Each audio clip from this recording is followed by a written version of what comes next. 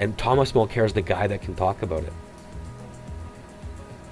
So where does Dalton McGuinty, where exactly does Dalton McGuinty go as far as his politics keep leaning towards the right, and he's kind of showing that as far as provincial politics go, that the NDP is less valuable to him than the progressive conservatives in Ontario, because now they're put into a position where are they going to oppose everything they would do if Dalton McGuinty does it? Exactly. You bring up an interesting point. Dalton McGuinty is governing from the far right, right? The Liberals always have the convenience because they can move to the right if the Conservatives are getting too strong, and they can move to the left if the NDP is getting too strong, to sop up the soft middle votes, right, on both sides. But here's the thing: look how far right Dalton McGuinty has gone. It's a show of utter lack of respect for Andrea Horwath's abilities. He's not too concerned about what Andrea Horwath and the NDP are gonna do. Right, because the thing is, it's so annoying to hear people slamming Dalton McGuinty for bankrupting Ontario, and then saying, and that's just going to force me to support the Conservative Party. But right. What would Tim Hudak do any differently? He would make it sound dumber. Yeah. I'm sorry. Did I say that out loud? Yeah, man. No, he would. He's incredibly, in terms of his intellectual discipline, he's incredibly undisciplined. After the Drummond Report, he came out and he started talking as though he hadn't read the Drummond Report.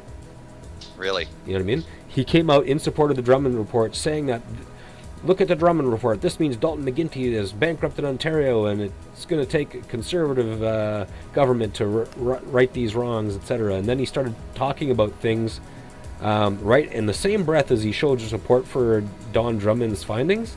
He started contradicting them. Right? He started saying we need an immediate wage freeze on all public sector workers. In the Drummond Report, in the Drummond Report, Drummond said that is more expensive in the long run. That you actually cost yourself money in the long run. Oh, I'm surprised about that. Yeah, no, he said that shouldn't be on the table at all. But did the Drummond Report not also suggest that by 2018 that another 100 and some thousand public sector jobs would be cut in Ontario? I thought that was he's recommended massive slash and burn. Right. Right. But he hasn't. So the jobs that he stay, hasn't the said to wages stay, freeze but the the wages. jobs He that hasn't go said to are freeze totally the not. wages. He hasn't said to freeze the wages. He said to slash and burn. You know what I mean? Fire them all. Don't freeze their wages. But right. I mean, but that's in direct contradiction of what Tim Hudak would do, which is probably fire them all and freeze the remaining wages. Right. But which is something that, although he supports the Drummond Report does not call for. In fact, says it's a bad idea. That's just one example, and Tim Hudak's response to the thing was incredibly unstudied and undisciplined, unprofessional. But my original point is that Thomas Mulcair is the guy that can pitch to Ontario that, wait a second, Ontario, your real problem is Alberta. Your real problem is Alberta. The value of the Canadian dollar from the tar sands. Yes. We have to disengage the value of the Canadian dollar from the massive tar sands development, which is resulting in the appreciation of our dollar in an uncontrollable way. If Stephen Harper is unwilling to print money and devalue our currency to help Ontario's manufacturing sector, then there's an opening. There's a political opening right there. You know that Ontario's debt could be paid off by printed money. That we need to print money to devalue the currency, because we see other major players. China is. Let me throw some numbers at you here. Between the euro, the Chinese yuan, and the American dollar, you've accounted for 60% of the world economy. Okay, 60% of business in the world is done using those three currencies. So, everybody knows that China is a currency manipulator. They have artificially kept the value of the yuan low for the last 50 years. Okay, right. Just so that they can have a competitive advantage over the Americans and then suck up all their manufacturing. You know what I mean? The euro, we know what's happening there. It's in a state of free fall. And in the States, they are doing what's called quantitative easing. That's called printing money, because they want their currency to be devalued in relation to the other two major players, right? And as much money as they're printing, they can't keep up with the free fall of the euro. They can't keep it as low as the Chinese are able to keep the yuan. So here we are as Canada, and we refuse to do any of that, and we're absolutely destroying our manufacturing sector. It just doesn't get any simpler. It's complicated, but it's extremely simple. We have to print money. Right, but I mean, what is Stephen Harper getting credited for?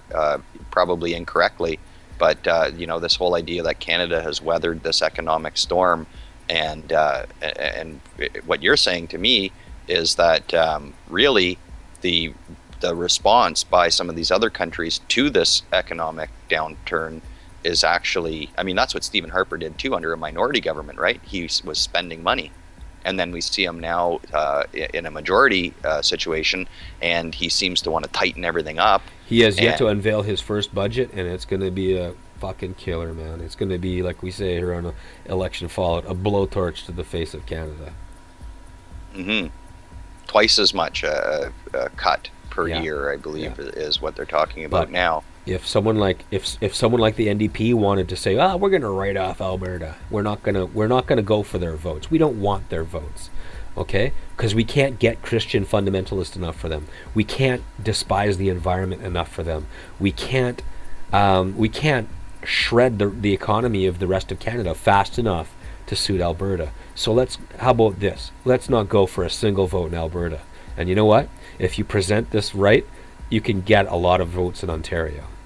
The Conservatives will always be vulnerable in Ontario. Because we just, there's a lot of people that just can't forget that Stephen Harper comes out of the Reform Party, and we find that scary because in Ontario we may be economically pragmatic, but we're also socially progressive. Exactly. You know what I mean? So socially progressive does not jive with the Reform Party very good. And in fact, everything Stephen Harper is selling shouldn't jive with the voter in Ontario. I mean, what we've just laid out here is that if you're a conservative who has economic concerns and you live in Ontario, maybe you shouldn't vote for Stephen Harper. If you're a conservative who lives in Ontario and you consider yourself progressive enough to still support social justice, well, maybe you shouldn't vote for Stephen Harper. I mean, if you're in Ontario, maybe you should remember that many of his cabinet members are former Harrisites. I mean, it's pretty easy to see, and this is another thing that I think is really important is, he really picked up his seats in Ontario. That's where the Conservatives formed their majority, and I think this is where he has a chance to lose his majority too. Is in Ontario. So, Ontario, absolutely. Wake up! Yeah, wake up, Ontario. Wake up, NDP. Wake up, Chantal Hébert. We don't need votes in Alberta to win the next election. In fact, by going for those votes, by pandering to the needs of Alberta, we're gonna just turn the rest of the electoral map into mush. You know what I mean? I'm sorry, if you're gonna stand up for Ontario, you have to stand against what's happening in Alberta, socially and economically. You know what I mean? The tar sands development, as Thomas Mulcair succinctly put it in the first leadership debate, which was the highlight of that debate for me. I still have that clip. Do you want to hear it? Sure. It's for people who didn't tune into that show. Having been an environment minister for several years, I can tell you that the most important thing is rigorous enforcement of legislation. It's not so much that we're lacking rules and regulations in environment. We're often missing the political will to enforce the legislation. That's something that I developed a reputation for being very tough on, is enforcement. Biggest failing on the green economy is to apply the rules of sustainable development. The tar sands are being developed right now in a way that is destabilizing the Canadian economy. We've put all our eggs in the tar sands basket. It's hurting other sectors, in particular the manufacturing sector, where we've lost hundreds of thousands of good-paying jobs since the Conservatives came to power. That was a 30-second answer. And what he was asked is, Thomas Mulcair, how would you help the environment and help the economy at the same time? It's simple. It's simple. You just stop tar sands development or slow it down. Just do anything to, like you said, Mike. Yeah, don't make it your be-all, end-all of the Canadian economy. Yeah, yeah. That's all I got to say on the subject. And the Drummond report, sure, it's bad news. I regret the fact that Dalton McGuinty is coming at this from such a right of center perspective, and not considering taxing wealth in this province, not considering reversing his corporate tax cuts for wealthy corporations. Drummond did put it on the table to cancel his all-day kindergarten thing. Which I could care less for one way or the other, but I do see it as filling a certain need, right? Because when Canadians decided to elect Stephen Harper for the first thing, the first two things that he did was he canceled universal daycare that Paul Martin had been developing, and he canceled the Kelowna Accord. Now, it would have been nice to have universal daycare for people that needed it, because we don't like to see single mothers tethered to their children for the first 5 years of the kid's life, because it takes them out of the economy. It puts it forces them to stay on government assistance. But with universal daycare, everyone gets to go and work, so you don't get trapped in a situation. A single woman who hooked up with the wrong dirtbag or whatever, and winds up with one or two kids and no way to support them whatsoever. And of course, sometimes daycare is unsuitable and or too expensive.